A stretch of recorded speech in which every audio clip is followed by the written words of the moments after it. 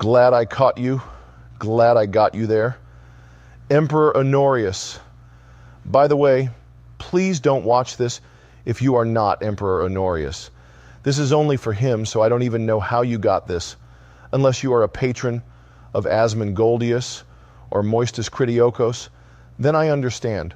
Bonum officium to you. I don't expect Emperor Honorius to see this. Let's be honest, I'm just a lowly centurion. But the will of the Roman people is something that needs to be heard, and it's not going to disappear. I want to believe that Emperor Honorius is one of the great men of our age, that he has what it takes to become a 5th century Marcus Aurelius. And look, it's not important that our emperors are perfect, but they are a symbol of what we could be. Let's be clear, this isn't some piling on here. Like the guy, I want him to succeed.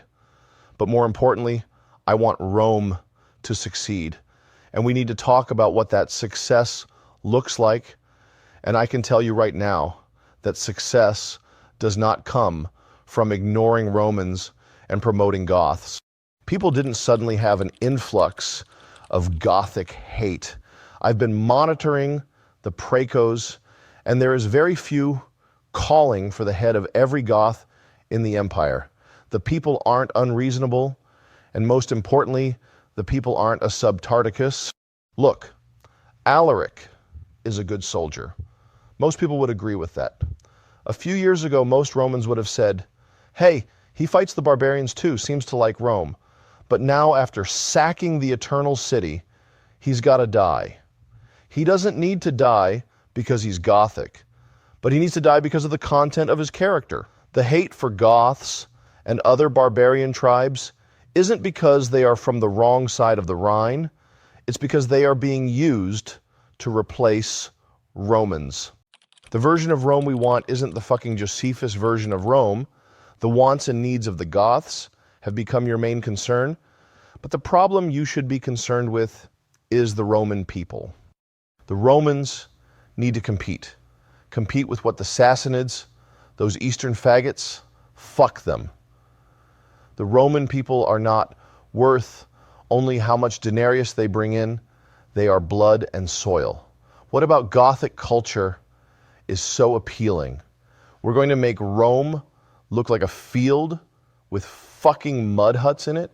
We don't see people talking about how great it would be to have a bunch of Persians living here, do we?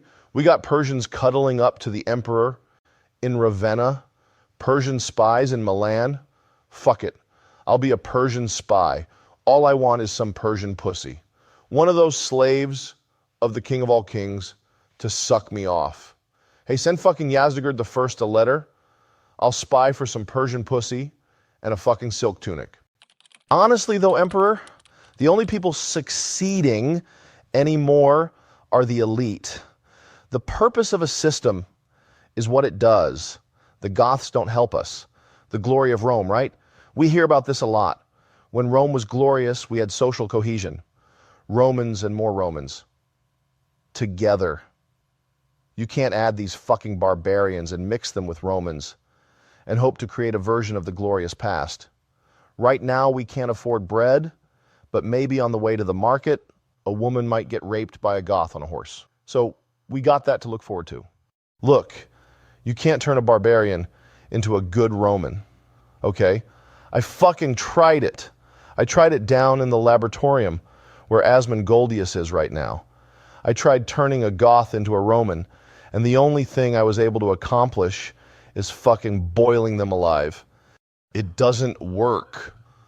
Go ask the 150 dead Goths I already tried that on. Doesn't fucking work. In conclusion, Emperor, we are surrounded by what the Romans built.